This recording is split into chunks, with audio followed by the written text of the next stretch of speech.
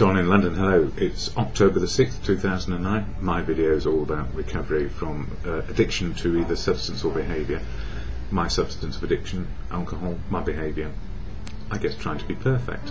And it took me a long time to realise that striving for perfection, as I thought everybody wanted me to be, was absolute nonsense. And the real gift of life is in the journey, learning as we go, learning a little bit more about how to live life. So for 35 years, bamboozled by booze and taking the edge off, looking for conviviality and joy from that first drink, which was taken very, very early in my life. And a pattern was set, and I had no idea that pattern would bite me as badly as anything could in life. So what did alcohol do to me? It took away my self-esteem, my confidence, my courage, my faith. It left me in a place of fear, putting on a brave face and probably utilising ego and being quite a superficial character. So all that superficiality, I learned a lot many years back when my father died. He said there are three measures which are quite important when we're loving people or trying to love people, and the measures he said were important to him: how he treated my mother, either with superficiality, indifference or cherishing. And in those last months of his life he was able to cherish without the torture of being stuck in the malady of addiction to alcohol.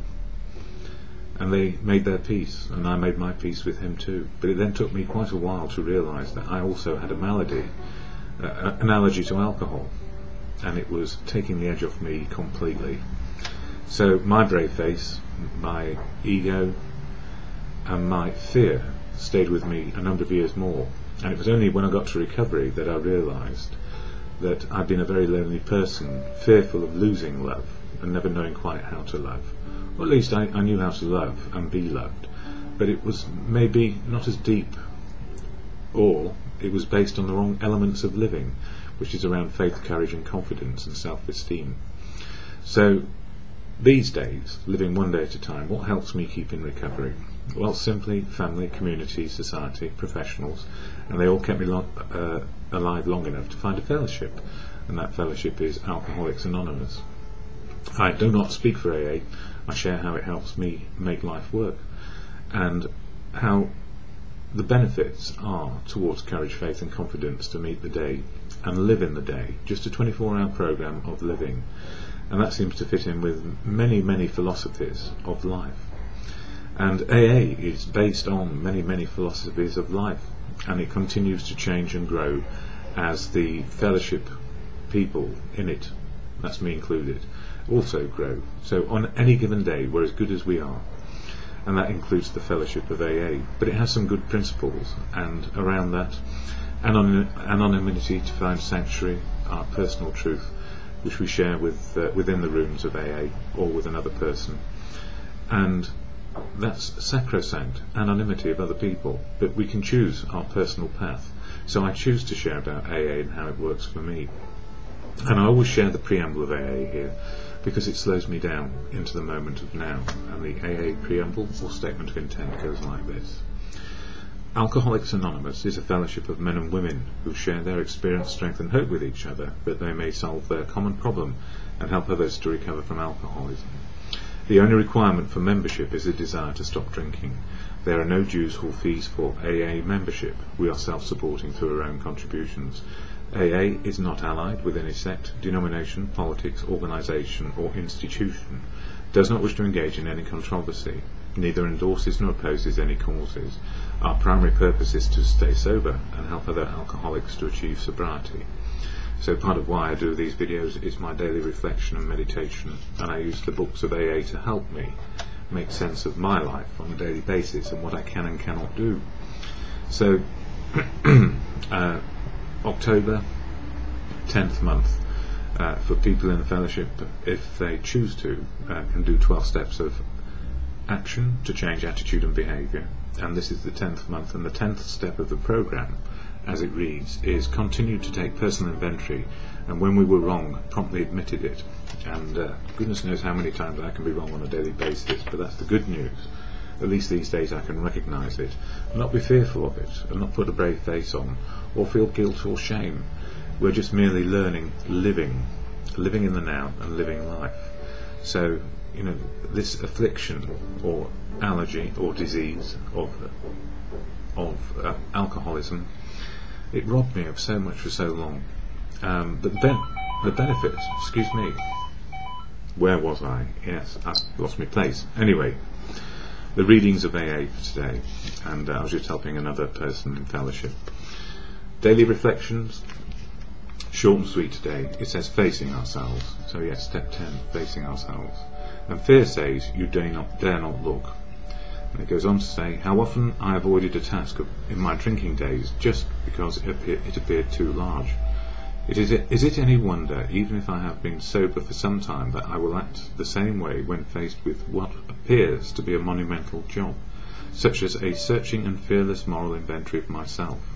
What I discover after I've arrived at the other side, when my inventory is completed, is that the illusion was greater than the reality. The fear of facing myself kept me at a standstill, and until I became willing to put pencil to paper, I was arresting my growth based on an intangible. And that talks about step 4, which is the fearless moral inventory, which I mentioned yesterday, that big thing we do, or the mountain of rubbish that we've accumulated over the years. And once we are on the other side of it, we have a chance to deal with things in the day. And in the 12 by 12 steps and 12 traditions, about step 10 on page 1991, it says, anger, that occasional luxury of more balanced people, could keep us on an emotional jag indefinitely. These emotional dry benders often led straight to the bottle. Other kinds of disturbances, jealousy, envy, self-pity or hurt pride did the same thing. A spot check inventory taken in the midst of such disturbances can be of great help in quieting the stormy emotions. Today's spot check finds its chief application to situations which arise in each day's march. That seemed to be a bit popular today. Oh, sorry about that. The consideration of long-standing difficulties had better be postponed, when possible, to times deliberately set aside for that purpose. The quick inventory is aimed at our daily ups and downs, especially those where people or new events throw us off balance and tempt us to make mistakes. And we can make mistakes on a daily basis, which is so good. Because is it a mistake? Actually, what it is a learning opportunity. Another growth opportunity, but somebody else puts an F word in there, another F word, growth opportunity. Makes me laugh when I hear things like that. But you know, it's not meant to be rude, it's just an exclamation of frustration sometimes. And then, as Bill sees it, this one, page 222, it says, who is to blame? At step 4, we resolutely looked for our own mistakes, where we had been selfish, dishonest, self-seeking and frightened. Though a given situation had not been entirely our fault, we often tried to cast the whole blame on the other person involved. We finally saw that the inventory should be ours, not the other man's, so we admitted our wrongs honestly and became willing to set these matters straight. So the whole program of AA, what does it do for me? It means I can own my stuff. Just own my stuff, and if I start looking for blame and trying to torture other people into thinking it's their fault, it's a waste of time, because all I need to do is correct my own behaviour and my own attitude if I can, but I can't do it all at once. And you know, the gift of the 12-step program and the gift of living in one day only means that we just learn a little bit more as we go. So the absolute gift for me always is in finding acceptance of now. And I posted a note on Facebook around truth and what it is, and thank you for the responses. They're very helpful to me. We give it away freely so we can receive it freely, and this is really what all these videos and sharing are all about in recovery. And that's why the rooms of AA, they work really, really well to help us keep ourselves in the day. So, as I say at the end of this, God grant me the serenity to accept the things I cannot change, courage to change the things I can, and the wisdom to know the difference just for today.